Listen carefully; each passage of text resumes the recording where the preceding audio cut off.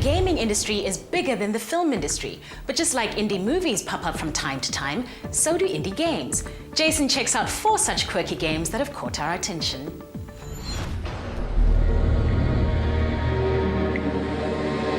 Steam, if you didn't already know, is a PC, Mac and Linux-based gaming platform. Basically, it's your one-stop gaming shop so you can buy, download, manage and keep your games updated in one awesome interface. What's even better about this is that they are making it easier for indie game creators to release games to the public. Small game developers are now releasing games in alpha state, which basically means incomplete. Obviously not ideal for those who like their games served up all crisp and finished, but great for anyone who wants to feel part of the process.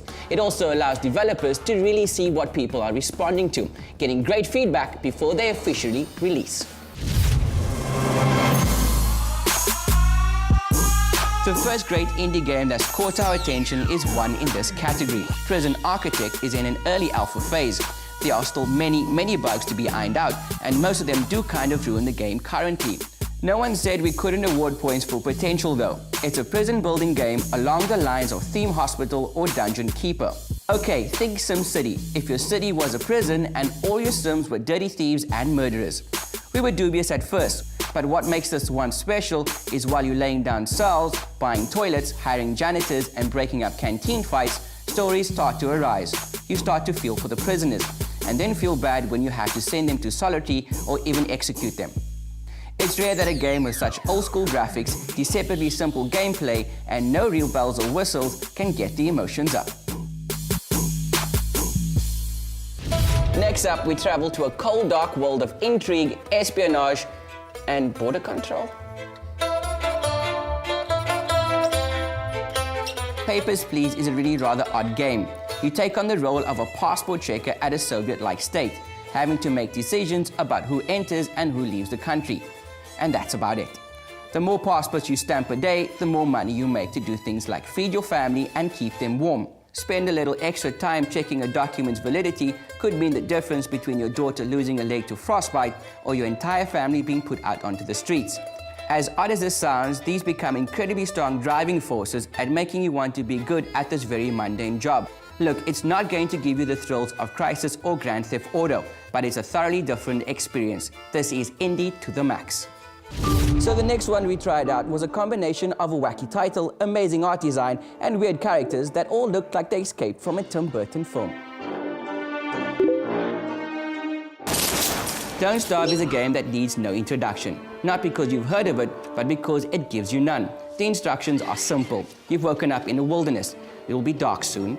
Better get a fire started. And that's all you have to go on.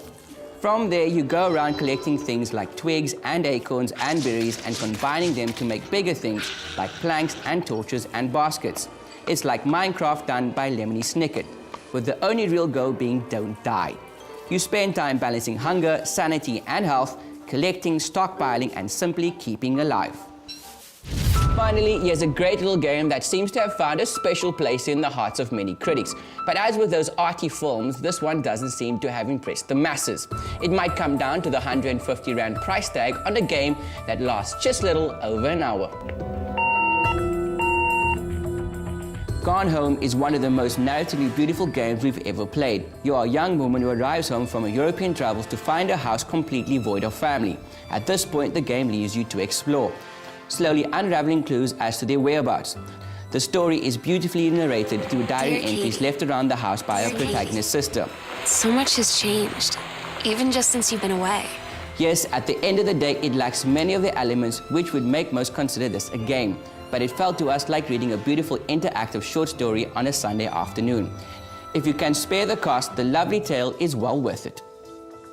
So there you go, a few of our favorite quirky indie games available at the Steam store at the moment. Let us know what your favorites are on Twitter @TechReportSA. While you're not going to be getting the bang for your buck of a Grand Theft Auto, there's a certain something special about a game that's being lovingly crafted by a few committed people.